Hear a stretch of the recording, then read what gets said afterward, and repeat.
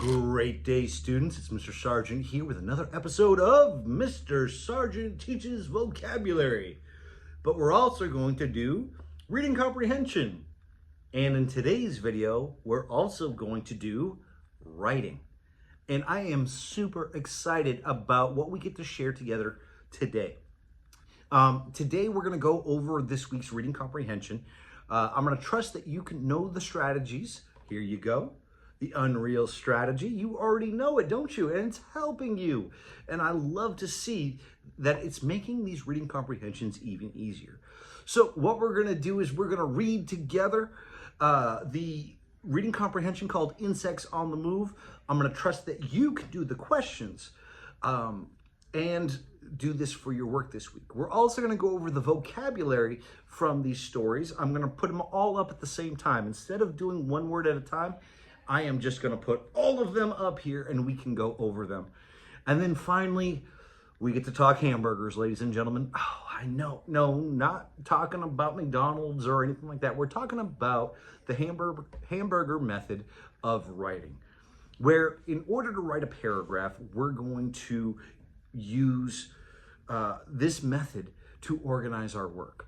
We'll even start with how to write a sentence. And like I said, I am super excited about what we're going to do. But first, to get us introduced to the new unit that we're going to be covering, I have an extra special video about insects on the move.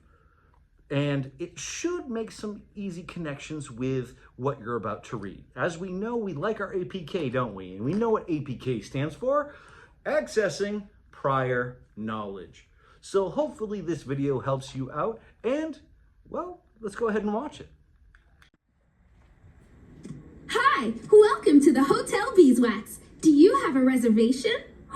I do. Great. Let me just check you in and give you your activity schedule. How exciting. I hope the schedule includes plenty of time for all the things I love to do as a solitary insect, such as searching for food alone, eating alone, and finding my own shelter. And of course, in my case, reading alone. Of course, it's good to try new things. That's why I booked my vacation at your beehive instead of my usual crop field. Well, it's good that you want to try new things, because you'll be doing a lot of them here at Hotel Beeswax.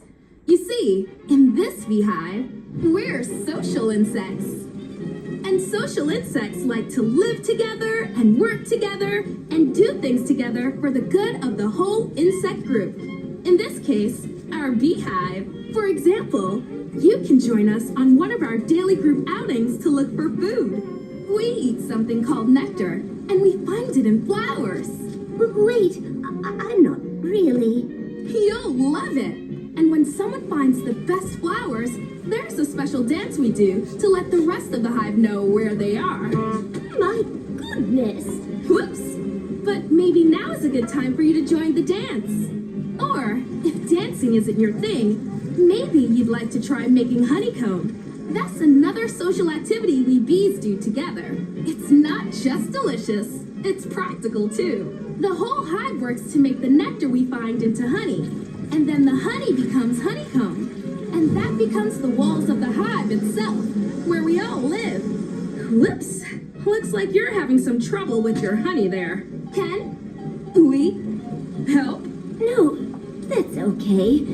I'll be fine. My book. The pages are all stuck together with honey. This is simply no good. I can't live the way these bees do. I'm a solitary insect. Excuse me, did I hear you say your book was ruined? You're welcome to borrow mine. Why, thank you. Say, you wouldn't happen to be a solitary insect like me, would you? I am. And may I ask you a question? Are you not having such a great time here either? It's not the best fit. Well then, I have an idea. Why don't we go up and devour a field of crops. That sounds lovely. So long as we keep a comfortable distance from each other, of course. Of course. Oh, I loved that video. It set the tone. Here you have two different kinds of insects. One that's social and one that likes to be by themselves. Remember this because we have something we're going to do later that's going to go along with this video. So now let's go ahead and get our reading comprehension out, and let's just go over and read together the story Insects on the Move. Like I said before, I'm going to trust each and every one of you can do the questions on your own. I think sometimes it's the reading we need to build our confidence with. So let's go ahead and do it together. So the title of this is Insects on the Move. A grasshopper can jump a distance of more than 20 times the length of its body. That means a 2-inch grasshopper can jump more than 3 feet. And here we have our first subheading. It's called Amazing Insects. These insects take the prize for their athletic abilities. Some are expert runners, swimmers, or flyers.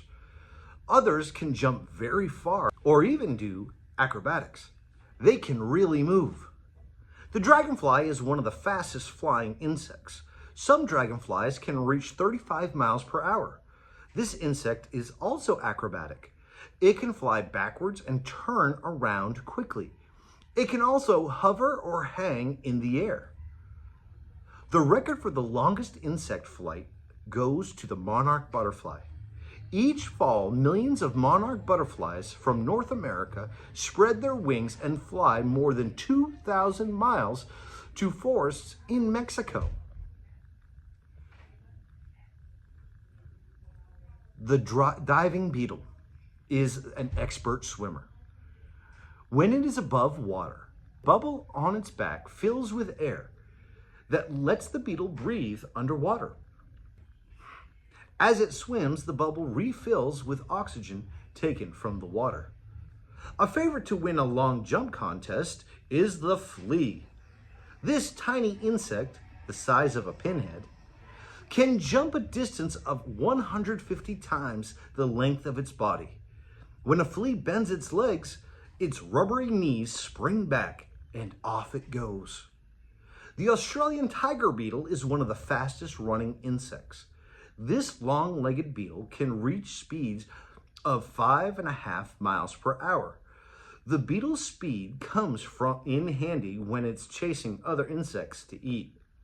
Now, here is an incredible story about some insects. Now, not everyone likes insects, but when you're reading about them, they sound pretty cool. So if we take a look at the questions real quick, you have, what are the 2 fastest insects? Well, we could always go back in the story and find that. Number 2, which 2 insects can jump long distances? Number 3, according to the article, what insect holds the record for the longest flight? Number 4, what is this passage mostly about? And number 5 is a multiple choice question, which you can use right there. It says the question below is an incomplete sentence. Choose the word that best completes the sentence. The diving beetle fills the bubble on its back with air. Blank, the beetle can breathe underwater. Now, the best strategy to do this is to use all 3 of those words, keep rereading the sentence until one of them makes sense, and then you know what answer you have. Ladies and gentlemen, good luck with this reading comprehension. It does not look too difficult, and I know you're getting better, so this one should be fairly easy. Now, to go along with this story, we have our vocabulary. I'm going to put them right here. We have a big list of vocabulary here, and if you look, I'm going to take me off the screen so you can just see the words here. If I were you, I would pause the video right now and write down all of these words. All right, from habitats, insects, social, solitary, abdomen, antenna, exoskeleton, microscopic, thorax, larva, molt, nymph, progression, pupa, colonies, cooperate, drones, and pollen. I would pause the video right now and write down these words and their definition because knowing these words are definitely going to help you with what we're going to be doing later. So go ahead and pause now. So now we're back, and this leads us to the purpose of what I wanted to do today for the video. I want to talk about some hamburgers, okay? No, once again, not these type of hamburgers. Let's push these out, get out of here. Let's push that burger out of the way. I want to talk about this hamburger right here. If you look, this is the hamburger method for writing a paragraph. If you take a look at the very top, you have your opening or topic sentence. This is when you state your opinion and you present what you're about to say. Okay, so when you write this, you would start with, if we're doing persuasive, it would be, I believe that this is my answer. Or if you're telling a narrative, this is when you begin the story, once upon a time. You see, every story, every paragraph has to have its beginning. And then you have the middle. Now, these are called your supporting details. These three sentences here are going to be supporting how you started your paragraph with your opening sentence. The tomato, the lettuce, and the burger are going to help with the bun at the top, if that makes any sense, okay? And then you have your bottom bun, which is your closing. Now, with your closing, you wrap everything up, or you restate what you said in your opening. See, you put all these 5 sentences together, and you have a well thought out, organized paragraph. So what if you don't know how to write a sentence? That's a bit of a problem, isn't it? So let's backtrack just a little bit and talk a little bit about what we need in order to make a sentence. Now, I want you to repeat after me. Cap, sub, pred, punk. Did you do it? Well, let's try it again.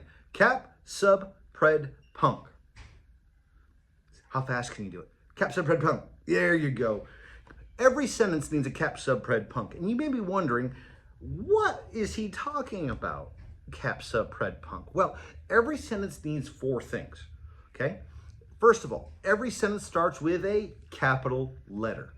So whatever your first word in your thought in your sentence is going to be, it needs to be capitalized, okay? Then we have the subject. Okay, every sentence needs to be about something, okay? Take, for instance, the insect flew across the room, okay? What is this sentence about? Who is this sentence about? Who is the subject in this sentence? It's the insect, isn't it? So that is going to be our subject. So when you're writing a sentence, you want to make sure that your sentence has a subject that it's talking about. Without the subject, it's going to be an incomplete sentence. And then we have the pred. The pred is called the predicate. The predicate is what the subject does. It usually starts with a verb. So if we go back to our sentence, the insect flew across the room, what is our verb? It's flew, isn't it? The predicate of our sentence is flew across the room. Because you can have a subject, but if your subject isn't doing anything, do you have a sentence? You don't, do you? So already we have the capital, the subject, and the predicate. And finally, we have my favorite part of every sentence. If you have been in my class before, you know that I absolutely love punctuation. Punct is for punctuation. Every sentence has to have an ending punctuation. Whether it's a period, whether it's a question mark, or whether it's an exclamation mark. See, each one of these punctuation marks gives the sentence its feeling, its emotion. See, if I just have a period here and I say, the insect flew across the room. Not much emotion, but does it create a statement? It does.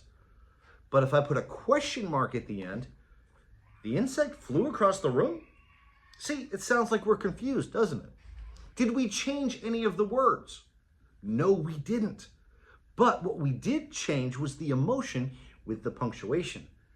And now with the exclamation point, let's take the question mark out and put the exclamation point in. And let's read this part together. The insect flew across the room. See, all of that was changed just with the punctuation. So you need to make sure when you are writing your sentences that you are practicing the cap sub pred punct, that you have a capital, a subject, a predicate, and proper punctuation.